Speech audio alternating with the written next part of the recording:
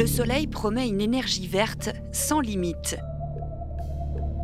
Elle conquiert de nouveaux territoires. Mais à quel prix? C'est le problème du solaire aujourd'hui, trouver de l'espace.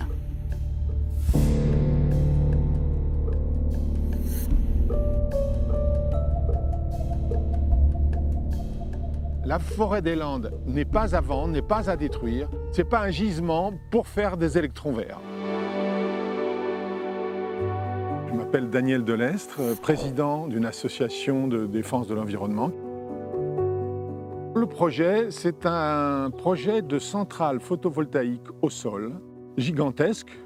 Ça sera le plus grand en France, 1000 hectares d'un seul tenant, dans la forêt, ce qui représente une puissance installée d'1 gigawatt. C'est équivalent à la puissance d'un réacteur.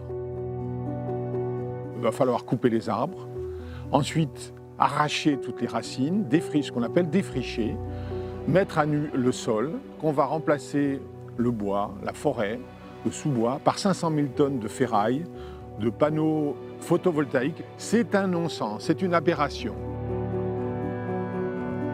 Le panneau n'absorbera pas de CO2, ni ne produira jamais d'oxygène. Tout le monde se pose la question, mais pourquoi dévaster la forêt pour produire plus d'électricité? C'est une véritable question. Il ne s'agirait pas de produire des électrons verts, mais de générer d'autres problèmes, c'est-à-dire d'affaiblir les puits de carbone de la forêt, d'affaiblir l'habitat très important pour nombre d'espèces. L'industrie dit que ce n'est pas grave les arbres qui vont être coupés. Ils disent qu'ils vont replanter des arbres ailleurs. C'est totalement hypocrite. Ils ne vont pas remplacer 1000 hectares de forêt par 1000 hectares de forêt. C'est jamais fait. L'industrie solaire dit qu'il y aurait de la biodiversité sous les panneaux. Si on prend l'exemple de la centrale photovoltaïque de Cestas de 270 hectares, la réponse est négative, c'est-à-dire qu'il n'y a pas plus de biodiversité sous cette centrale que sur un parking de grande surface. La France a promis beaucoup en matière d'énergie solaire. Tripler, voire quadrupler le parc d'ici 2028. À eux seuls, les toits des maisons ne suffiront pas, il faut changer d'échelle. L'option la plus évidente, c'est d'installer des panneaux photovoltaïques au sol. Pour cela, il va falloir de l'espace, beaucoup d'espace. 3 à 4 000 hectares de terre supplémentaires chaque année, idéalement sur des sites abandonnés comme des friches industrielles ou des parkings. Le problème, c'est qu'il n'y en a pas assez. Alors, comment faire de la place à l'énergie solaire sans concurrencer des terres agricoles? Il va falloir innover.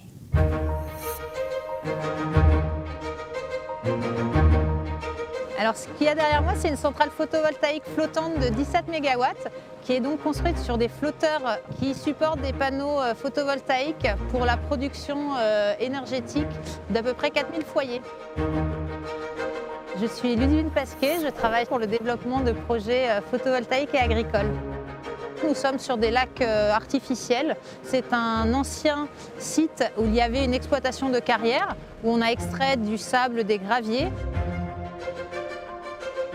Le but de mettre des panneaux solaires sur l'eau, c'est de ne pas utiliser d'autres terres qui pourraient avoir un autre usage, de ne pas rentrer en compétition avec d'autres terres. Alors effectivement, les centrales flottantes sont un peu plus chères à la construction qu'une centrale classique. Cependant, le panneau photovoltaïque fonctionne mieux au froid et le fait qu'il y a de l'eau en dessous, ça permet de réguler la température et d'améliorer le rendement énergétique du panneau photovoltaïque. On estime qu'on peut développer à peu près 10 gigawatts en France métropolitaine, ce qui correspond à peu près à 10 centrales nucléaires. Le solaire flottant ne se fait pas qu'en France. En Europe également, il y a des projets en Angleterre, en Hollande, mais également beaucoup développés en Asie, au Japon notamment, où il y a plusieurs centrales. Sur la mer, il y a d'autres problèmes, notamment liés au courant et à la salinité, qui rendraient en fait la technologie plus compliquée à mettre en place. Je suis Antoine Nougier, nous sommes dans le sud de la France, à côté d'Avignon. Et vous voyez derrière moi un dispositif expérimental. Concrètement, en fait, il y a une culture de vigne et puis par-dessus, il va y avoir une structure mobile formée de panneaux. Les panneaux, en fait, sont pilotés à distance Donc il y a tout un tas de capteurs qui mesurent en temps réel ce qui se passe sur la plante, dans le sol, dans l'air, sur les feuilles. En quelques minutes, les panneaux solaires peuvent complètement éclairer la plante ou complètement l'ombrer. Les panneaux solaires, c'est à la fois un système qui produit de l'électricité, mais c'est à la fois une plaque qui peut faire de l'ombre au-dessus de cultures pour améliorer ces cultures. On va parler de la vigne, par exemple, et des résultats qu'on obtient sur la vigne.